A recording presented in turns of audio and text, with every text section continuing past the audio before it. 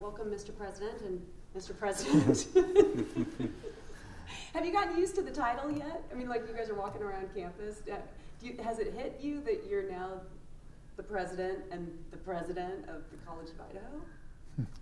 Well, I tell you, it's first it's humbling by all means, but no, people ask us that quite a bit.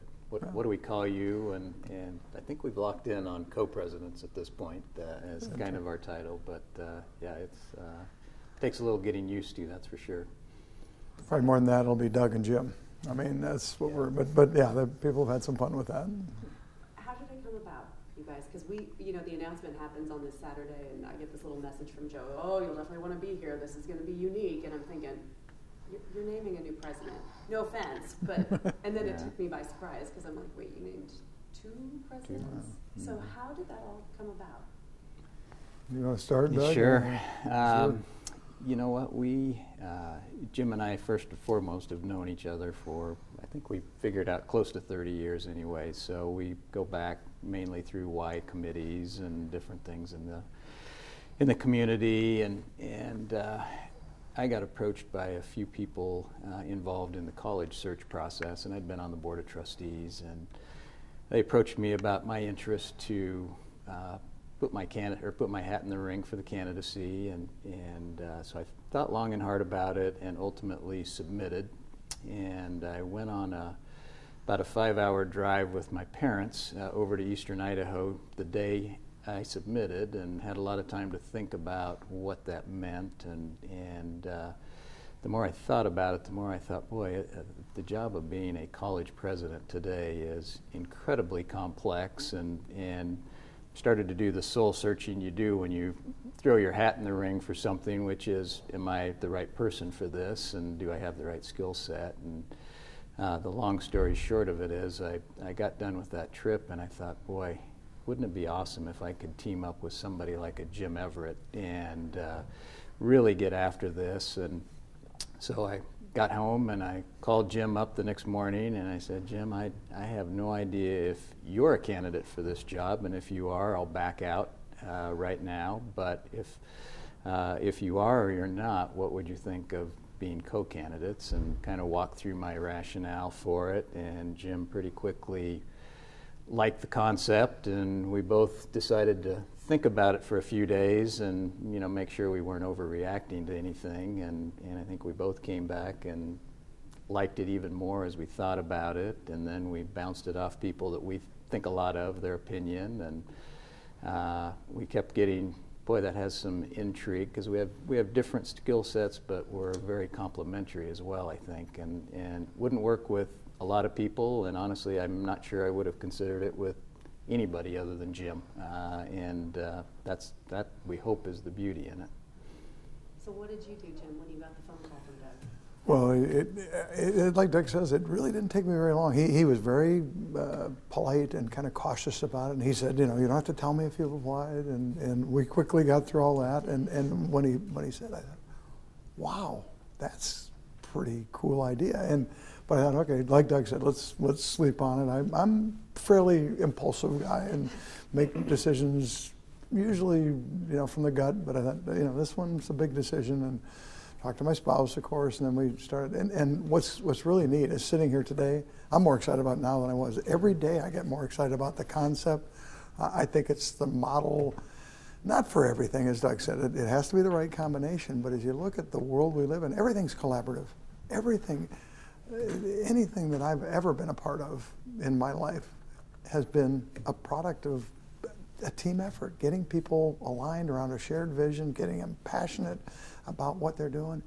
And then it's amazing what you can do. You try to go it alone, and this job, as Doug said, it's big. It's exciting. It's fun. But I think to have two of us, it's certainly not divide and conquer. It's unite and go out, and we're going to be able to cover a lot more ground. Initially, we'll probably do a lot of things in tandem. We want to visit with groups, but then, and we've already had some of those where we've got invitations at the same time. Doug's going one place, I'm going the other. Couldn't do that before. Not that we don't have other team members that can represent us, but there are times where simply because of the title, they want to see the head person of whatever that organization is, and now we can say yes to more things, and we think that's important. It's going to be fun, and we've had I give the search committee a lot of credit. We threw them a curveball, different concept, not what they were expecting, and they kind of put us through some hoops in the process before they made the decision. We didn't really figure out what they were doing, I don't think, at the time until later on, because we were thinking, gosh, this is taking a while. But I think they were testing the model. They were throwing us some questions and some things to work on. And the beauty of it is, that so far, knock on wood, I'm sure it's not going to be everything just perfect. But so far, every time Doug has said, well, what do you think of this? Gosh, that's great. We haven't had any time where we've gone, why are you thinking that? Or I think it's going to be fun. And you and I have known each other for a long time. I have been so lucky to do the things I've gotten to do. And you think, I left one career and I thought, well, that's great, but I'll never have that opportunity again. Then I got to come over and coach the swim team. Kind of a lifelong dream of mine to coach at the collegiate level, and it's been beyond, good. And now I get to do this. I don't know how one guy can get so fortunate and to get to things that make a difference. And this place makes a difference. And doing it with Doug and this whole team here is going to be a blast. So Doug, you said, and Jim's sitting here saying, he's gotten to do all these amazing things, and he can't believe he got to do all of them. You and I both know him. Mm-hmm. He's an amazing individual himself. Absolutely. So what was it that made you say, I'll do this if Jim does it?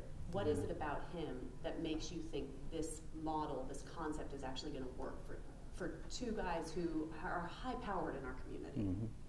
Well, you know him and the community knows him, and first and foremost, Jim's a team builder, and I like to think that's a part of my makeup as well, and so I knew going in that this was somebody that we would be aligned the same way. Jim's a low ego guy as well, which hopefully I think I'm a low ego guy, and so I knew in terms of decision making it would be for the right reasons and not for any other reasons. But I mean, Jim's incredible. He knows everybody in the community.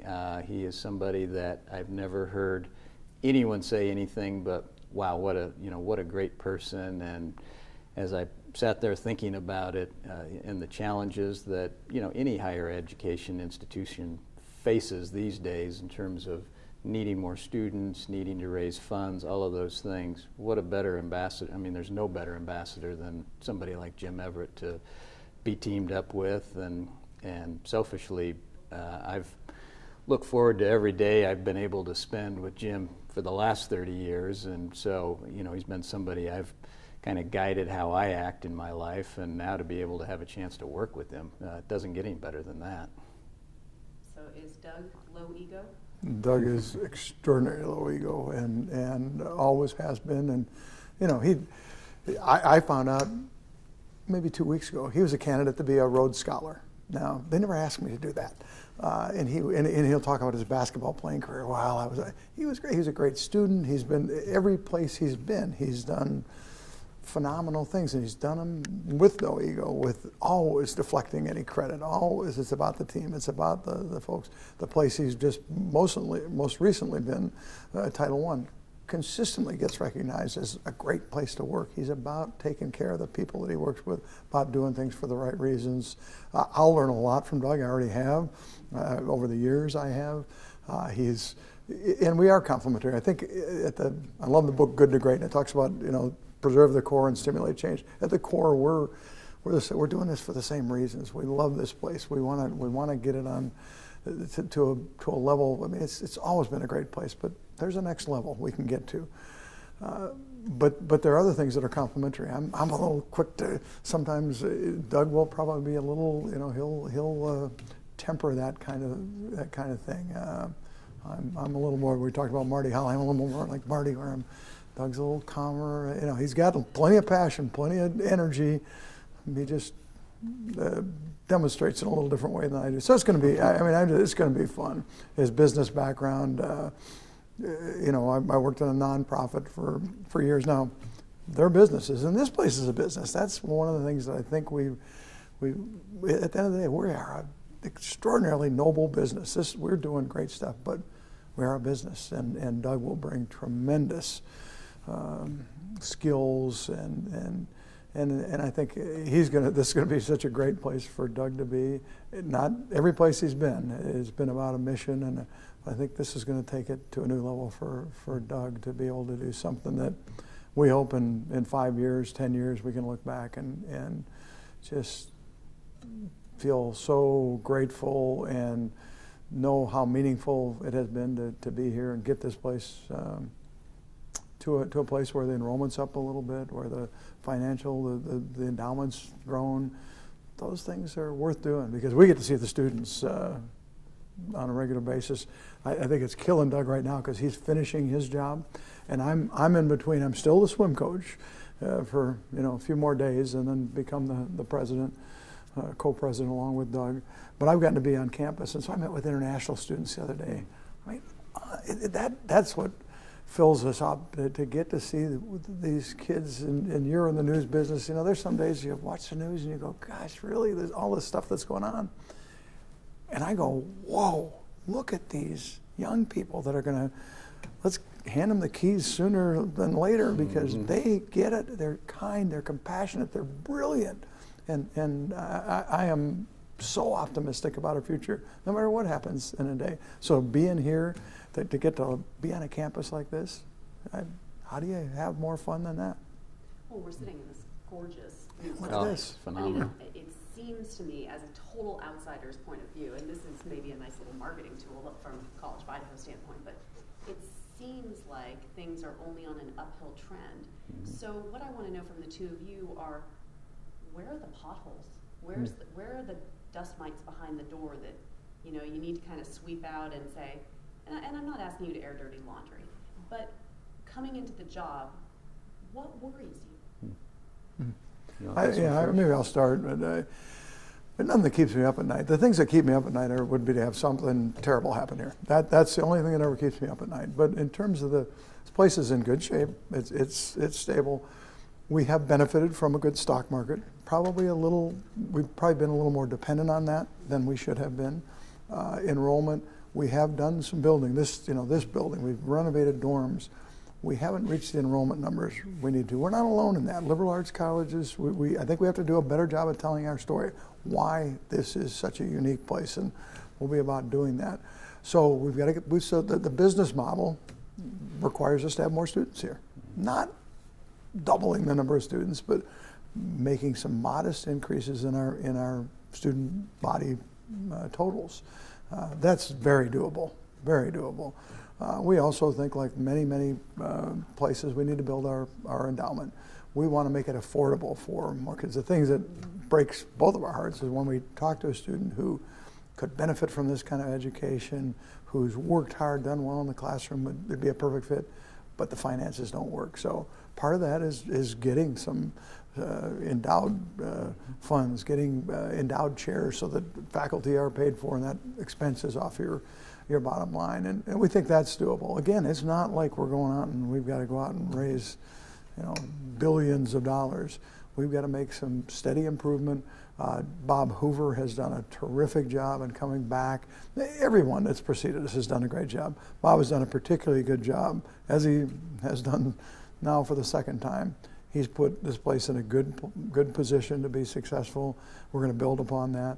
Enrollment's our number one goal right now. We're going to go out and that's an easy sell. It is fun, and parents, students are going to come back and thank us for giving them the opportunity to be here. Yeah, I'd just add, I think the big challenge is getting our name out. I don't know about Jim, but I've been congratulated as the president now of College of Western Idaho, College of Southern Idaho, University of Idaho, and all great places. All great places, yeah, but, but not the College of Idaho. And I think getting that name out there and getting the story of why we're in our minds the number one college in the state, and that's a big challenge. I mean, we have a phenomenal story. We've had 7 Rhodes Scholars in our history.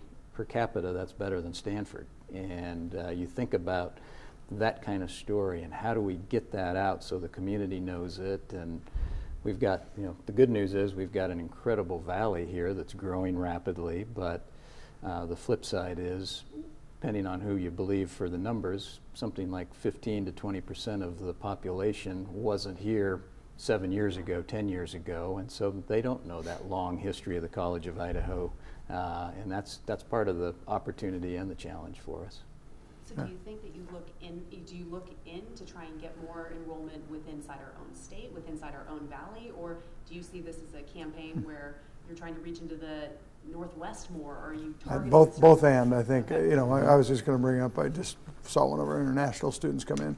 People have no idea. We have the highest percentage of international students on any campus in Idaho by far. And what a gift in a world that where we need to learn from each other from all over. Many from African nations, and they're brilliant, and I had the meeting the other night with the national students, and it is just extraordinary what they bring to this college. People have no idea. We have our science is incomparable in the Northwest, maybe even the country. We haven't found a place that has a higher percentage of admissions to medical school than this place. It's I went to the Half Century Club, and it's not a new phenomenon. The Half Century Club is people that are 50 years out. And I went to speak a while back, actually spoke as the swim coach. It had just been announced that I was the president, so I was getting some different questions.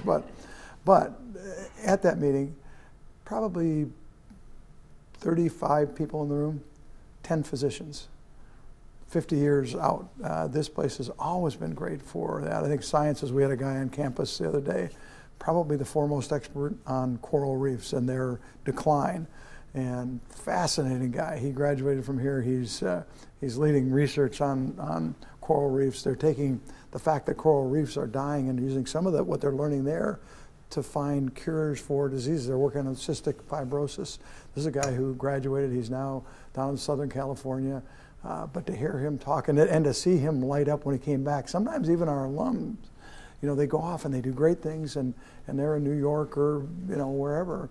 And then you get them back on campus and you can almost see the wheels turning. This is where it all started. This is where I had a professor that got me excited about something I never dreamed I would get into. And that's the beauty of a liberal arts college. We met with a student this morning running for student body president, and I loved it when recruits would come and I'd say, "What do you want to do?" And they say, "I don't know." Perfect. We're the perfect place because you're going to find it here.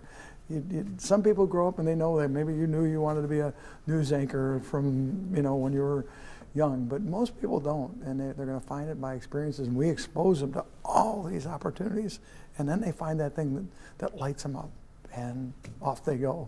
And so it's as Doug said, the story and there are thousands of them. We just got to tell them. I would agree with you, because some of the stuff you guys are telling me, I had no idea. Yeah, and you've lived here, and you're a pretty informed citizen in this, community. community. That does say something. It does speak to that.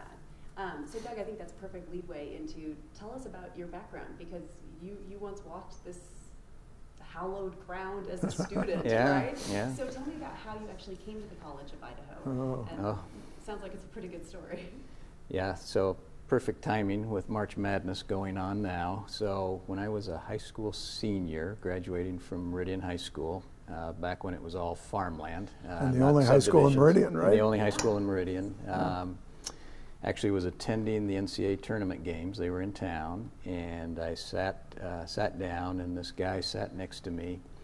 And I'll spare you the long story of it, but it turned out to be Marty Hawley, who was at that point the basketball coach at the College of Idaho, subsequently the athletic director, and still very involved in the campus here. And I finally got up the nerve by the third game. There were 4 games that day. By the third game, I got the nerve up because I recognized him, and I introduced myself, and he acted like he knew who I was. I'm 99.9% sure he had no idea, but he went with it, invited me over to the campus, and tellingly, growing up in Meridian, I knew of the College of Idaho, but I'd never stepped foot. This was spring of my senior year.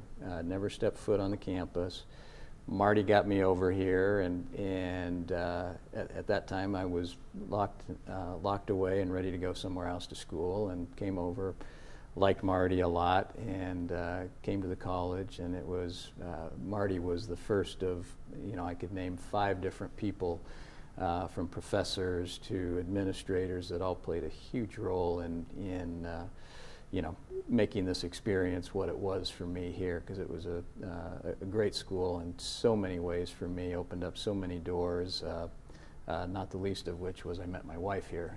So that was a big part of it. But since then, you get out of school, and as Jim was just saying with some of the graduates, and you start to realize what a great experience it was. And I was a business major, and I didn't realize at the time the value of a liberal arts education, but the fact that I could go into the business world and at least comprehend when people, you'd go to an art exhibit and you had some background in what was going on at that art exhibit, or you, it created that educational desire to learn more and read and do those things that a liberal arts major learns how to do and values, and so yeah, it was a great spot for me, and to be here today, having the opportunity to come back and do this with Jim is, beyond my wildest dreams, honestly. I know, I was going to say, so when you were, freshman walking around, just trying to figure out what you were going to eat for your snack in between classes, would you have thought you would have been the college president someday? Oh, it's crazy, and I'm sure everybody I went to school here that now knows this is kind of turning over and going, what? That guy's president? Co-president. Co-president, exactly, yeah. You got this guy, right? Yep, exactly. Well, it's so funny. Yeah. It's been, mentioning Marty, you look at a guy that he could have gone a lot of places. We talked about that earlier, other opportunities. He bleeds purple. Loves this place and got a building named after him. I mean, who gets a building named after him when they're still alive? But this place is full of those types of folks. But Marty may be the poster guy for this institution. He loves the students and the faculty, and this is home for him. And the fact that he got Doug over here is pretty. I love the story. The other part of the story he didn't tell us. Marty was up and down. He didn't sit still for the first 3 games. I think it was probably the first time he took a breath that you finally got to introduce yourself, knowing Marty. So talk to me about vision then. You guys have talked about you want to grow enrollment, endowment. What's the vision? Where do you see the College of Idaho 5 years from now, 10 years from now, 50 years from now, when obviously both of you probably will not be involved, although who knows. But talk to me a little bit more about what are the dreams that really could be either a reality or something in the future. Maybe I'll go ahead. No, you go ahead. I'll preface it. I mean, do you guys, are there things that come up every day? Well, there are things that come up, but I think we want to be really careful that we don't come in. We got to listen. So we will be spending a lot of time in the next few months and beyond, but really intensely in the next few months, listening to others, hearing the stories, doing a lot more listening than talking. We've had the experience of doing that on a couple of occasions, and it's fun. You get to hear these stories. I never knew that story about Doug until you stop and ask the question. So we don't want to be so presumptuous that we got the vision and we know what it is. We're going to hear the stories. Having said that, I think we can rattle off, and did, and Doug could probably rattle off some of the things. Well, and I can already close my eyes and see a little bit of what in 5 years we hope this place is. Some early thoughts, but Doug, with that may be enough to, I can come back to it. But why don't you share a few of the maybe early on kind of tangible things that we want to see? But the big vision, it's got to be shared. It's got to be not Doug's and Jim's vision. It's got to be a vision that all of us own. It's got to be co-developed, co-produced, co-owned, and then look out. Then we'll get there. But if we come in trying to think that we've got all the answers and all the vision, I've never seen that work.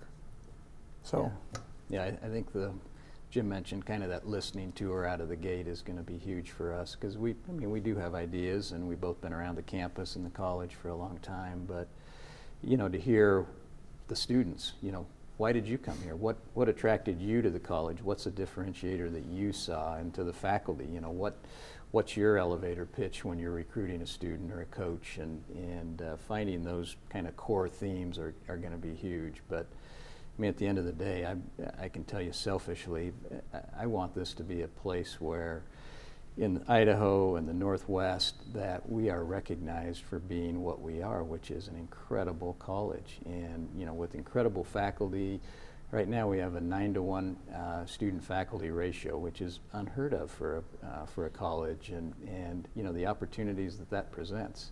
I can vividly remember my senior year. I didn't have a class with 10 people in it, you know, to go through that and the relationships that builds with faculty and continue today. I still have those relationships with many of those faculty, and that's a differentiator. And you look around Idaho, and we have wonderful state schools, and for a lot of kids, that's a great option. But if you're somebody that wants that smaller, more hands-on impact, this is the place. Jim says it better than I do, but if you want to hide, this isn't the place for you, because you're going to have opportunities. You're going to be exposed to, you know, we have almost 10% of our student body is international.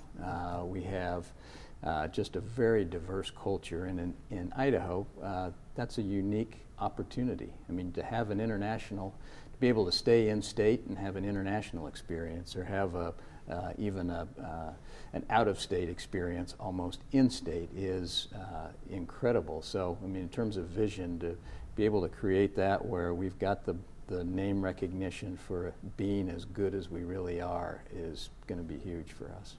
Yeah. How do you fight? I'm sorry. I was just going to say, and the good news is there's not a lot. We just have to tell the story. It's there. Our faculty, you're not going to get a teaching assistant, a grad assistant. You're going to get a faculty member.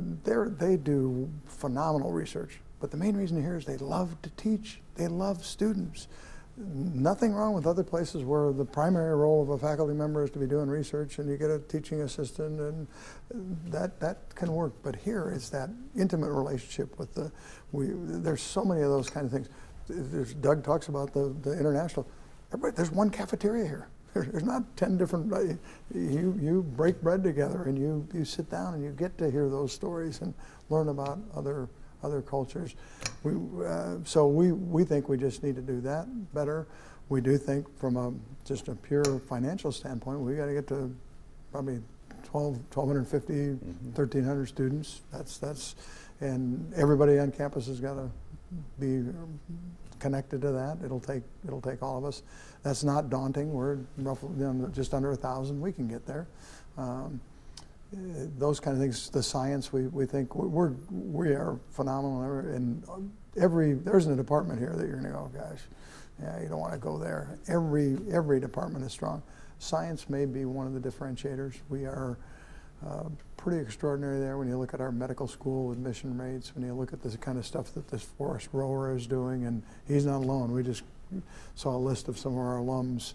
They all happen to be coming out. Well, some of them came out of a combination of beauty of a liberal arts college. Some of them got a deep background in science, but also combine it with business. And so they're very entrepreneurial, doing things that are in some sort of the science, biomedicine field, but they're taking that entrepreneurial expertise they learned from their business background and doing quite well. Got, one of our board of trustees is one of the top people at Disney.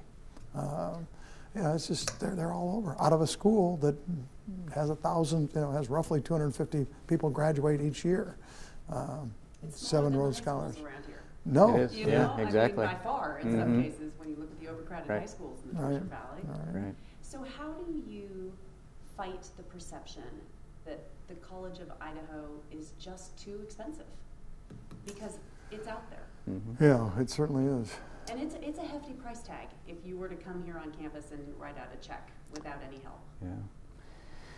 Yeah, and I'd tell you, Michelle, I don't think we have anybody really that pays full fare, so to speak. On average, we're probably closer. Most smaller colleges like us, it's around 50% that you end up by the time you get scholarships of this sort and that sort.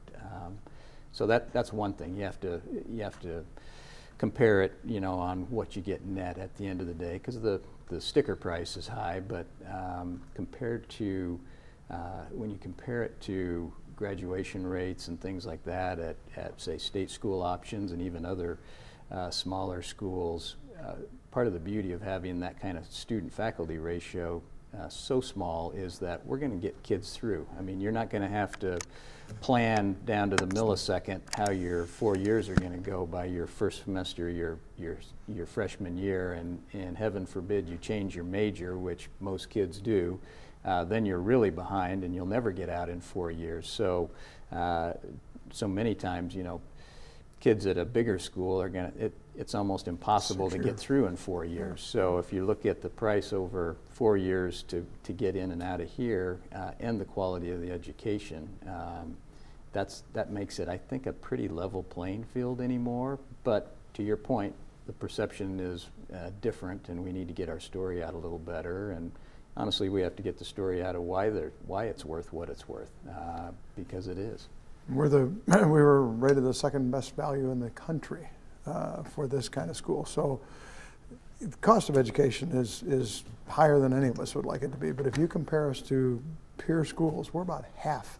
So as Doug said, you start there, and then you get to the point where you're really probably not going to pay the full price unless you can well afford it. But we have very few students that do. We've got a number of students here that are I have kids on the swim team that are on full ride, not because we covered it all, but they got scholarships outside, they got academic scholarships, they got, in some cases, they got athletic or talent-based scholarships. There's a lot of ways we provide some support for international students. So it's, when you compare what you really end up paying and then put it against the value, where you're going to go from here, your opportunity to get into the graduate school of choice. I've been here 2 years as a coach. The kids I've gotten to get into every grad school they apply to. Everyone I've had has done that.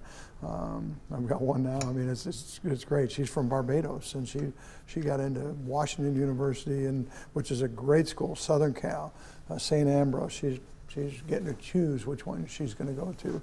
And you look at, the other thing to look at is career lifetime earnings and that sort of thing. We stack up quite well there. So you're going to look, people tend not to have a long view. If you take a long view, you're going to be in good shape here. Having said all that, education's too expensive. Just, it is. And so we're going to, it's the other reason we want to work real hard on fundraising. The worst thing that can happen is when we meet a student that we know would just thrive here and blossom, but we can't make it work. We want to have less times where that's the case, and we've got some great examples of where we have helped students like that, and they've gotten.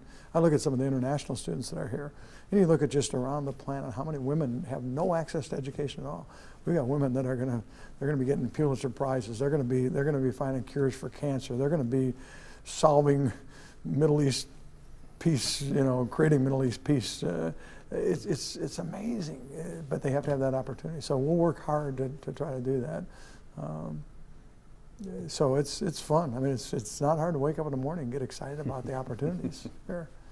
Let me pick your guys' brains about one of the topics I hammer home on over and over again over the last couple of years are the go-on rates in Idaho. And, having been involved in the Y, obviously, they're involved. Idaho is in a place where we are not getting our high schoolers into higher education. Right. And the numbers are, to be perfectly honest, rather stagnant. I mean, some people try and skew them a little bit, and they're slightly going. How do we, I know I'm sitting with 2 college presidents now, and College of Idaho is a unique place. I know it doesn't necessarily fit every student and every family, but what's our problem? Being an Idaho family, being an Idaho student who came to the College of Idaho, how do we get our high schoolers to go on to higher ed? Because this is where we need them to be. Are there any answers? Are there any quick answers? Probably not. But if there were quick answers, I think we would have had them. But I do think there's a responsibility, being in the role we're in, to talk about the value of education, to change the conversations. We had, I think, 4 districts. Is that right? That didn't pass a bond recently. And I get some of that. Everybody works hard, and with the burden of tax, but boy, it's the best investment we can make. You look at the population trends. The over 65 are going to outnumber under 65 in short order.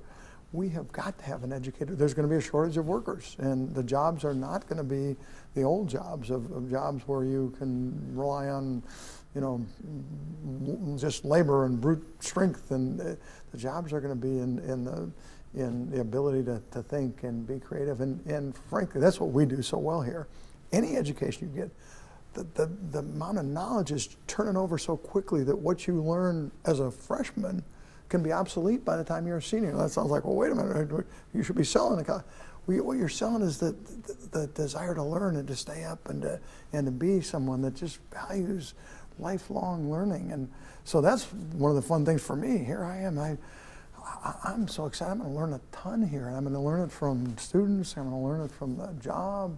I'm going to learn it from Doug. And we want to create that. I want to have people that just value the opportunity to learn in this kind of a setting, any kind of a setting, but we want our kids to be able to compete with anybody. And we've got plenty of them to do, but not enough. The percentages, we have kids that can go any place in this world, including the College of Idaho. We need to have more kids that are, one, given that opportunity. Cost is one of the issues. We've got to make it affordable. But the other issue is that we haven't gotten out of this mindset that, you know, the jobs, we're going to be able to have our kids go work I mean, you work on a farm now, you better understand how to run a computer because everything's mechanized. The jobs in mining, they're good jobs, and we need somebody. We don't have as many, and we're not going to have as many. We're not going to have as many of any of those jobs. They're all going to be in the knowledge economy of people that bring their brain with them and the ability to think and be creative. And so we're making some progress. I don't want to, and we've got some people that are working so hard on it. It's great.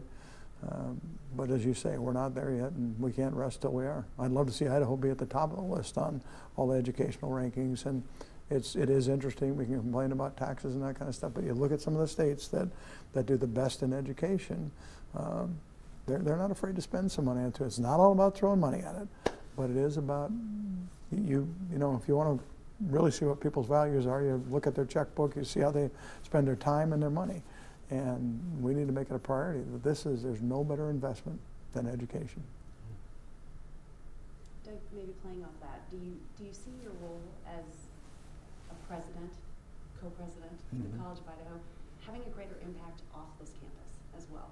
I mean, I tend to think you now carry weight in a title that can take you to the Capitol if need be, can take you places where I'm not sure, you know, you would necessarily think that a president would go, but I think the conversation is bigger than that when you get that title. I do. You see that? Yeah, I absolutely do, and I think that'll be both an opportunity and a challenge for us. But I think, as Jim was saying, I think it's incumbent on all of us in higher education to play a role, whether it's in the go-on rate or controlling expenses. I mean, we can't just throw it back at legislators and say, you know, you've got to throw money towards schools. The schools have to cooperate, and we have to do our part to you know, kind of bring the cost side in line and make it more affordable for more people. But yeah, a lot of that's going to occur outside the campus, and for us, the outside the campus is part of our story too. I mean, we've got to be the storytellers out there, and we've got to be, you know, every opportunity we can get in front of people to tell folks the value not only of the College of Idaho, but just higher education as a whole. And as Jim said, in a knowledge economy, boy, I wouldn't want to not have the college education, because things are changing so fast, and that's why we think College of Idaho education is even more important now, because you don't know where the next turn is going to come, and if you're very narrowly focused in one particular area, that's going to be tougher and tougher, because things change so fast, and you need that wider net, so to speak. I completely agree. I think about you with children, you know, from the moment they were born. They're on a track. Now they may go a different route, but they're highly likely to go to college. That was just an expectation in a good way. It's tragic that we've got families in this state, and it's not their fault, but that's not the track they're on. How do we get some of those kids to dream that? And we see them here. We see some first-generation students, and it's awesome. Their parents are so proud, and they work so hard. But somebody had to plant that seed that why not? You can go to college. You can, and they can go any place. from right here. They can do anything they want. So that is a responsibility we have. I mean, first and foremost, we got to be here and get the, keep the ship headed in the right direction and get to a new level. But that comes with the territory too. We need to help the larger community that we're blessed to live in. We talked about that earlier. The three of us live in this valley and love it, and you've had plenty of opportunities to look at other places. We live here by choice, and when you do, you want everybody to have some of the blessings that we've been given. So that's part of it. All right, I don't want to keep you guys too much longer. Tell me, just kind of to wrap up, tell me your work environment. Do you have co-mingling in the office for co-presidents? Do you have your own separate offices? Do you have your desks buddied up together like in school? Give me the fun stuff. Give me the how's it gonna logistically work? Do you hold hands as you go through campus? Oh, that's funny. You know what? A lot of that we're going to be learning on the fly, honestly. But we will ultimately we'll have our offices right next to each other, and we've already been talking about this. We're going to start every day together, and whether we're traveling and separate or we're together, it's getting grounded on, okay, where are you going, where am I going, and what are the priorities, and just keeping that grounding I think is going to be critical for us. So and in fact we may be in the same office for a little while starting out, just as the exact same office. Eventually it'll be an office right next to each other with an administrative assistant. I mean, we could literally, you can yell, "Hey, Jim," and I can, we won't, and we're not that type of, we're going to get up and walk over, and we will be doing, I think the term is stolen from HP, but MBWA, management by wandering around. We want to be out and about. That's what you don't learn a ton in your office. We will spend time in there, and we will connect and make sure we're briefing each other on some of the things we may have heard or done that day, and we've already done a lot of that. I don't think either one of us have gotten tired yet of multiple calls a day. Hey, here's what's going on, and that we haven't even started yet. So it's going to be fun. That way, we're, one of the other things that's interesting. There is a president's house, and that's important in this community. That they've had presidents that have lived here and presidents that have not, and so we're going to week on, week off, or maybe 2 weeks out. We're going to figure it out. But Doug's and all this stuff. We had a lot of questions about, really, co-president, can't one of you be like president and the other one be something else? And they even threw out some suggestions. And we think the power of this is that we're absolutely co-presidents, down to the House. We're gonna share that. There probably will end up being a couple occasions where, there's plenty of rooms there where we might be there on the same night. But being a part of this community is important, to be present. There's performances at night, to go see a play or watch some of our amazing musicians, and we had a choral presentation last night, and then seeing some of the great athletic events and debates and lectures. It's not, and that's really evolved too, I think, on this campus. So we want plenty of local kids. We want people from all over the world. We got to have enough for them to stay here and feel like this is a community. I can remember probably 20 years ago where the people who lived in the valley on Friday, they were heading home because there just wasn't, there wasn't a critical mass of maybe students here, and there wasn't a critical mass of exciting things to do. Now it's a vibrant place. Every night there's something you can do, and the academic rigor will keep you awfully busy as well. So you get along fine until somebody doesn't do the dishes. Does not clean up. Then we got a problem. Yeah, then the problem. Yes, exactly. Yeah. So when they say the buck stops here, who's here? Both of us. Both of us. We're not. We really. And people will try it. They'll test it. They'll make end runs. They'll hear something from Doug and make a beeline over to Jim to see if they can get a different answer. And Like some people, parenting. exactly. It's really right where I was going to go. I said, Yeah. some people do not like the analogy, but it is much like parenting and much like a marriage. You have to, with your kids, there can't be all right, well, gosh, I can go to mom and get away with it. You have to be on the same page. And I will have been married 45 years in October, and You know, it hasn't always been simple, but we've never had a time where we couldn't land in the same place. If you have that shared vision, if you know why you're doing what you're doing and what the end is, you know, we want our kids to grow up to be great citizens and happy and productive. That's what we want here. And Doug and I aren't doing this for, you know, we're splitting the salary. We're going to both work full time. There are things we're going to not do that in the past sometimes in terms of expenses. We're here because we want to make a difference. Doug isn't building his resume. I'm too old to be doing that kind of stuff. This is about trying to make a difference, and that's how's it get better than that?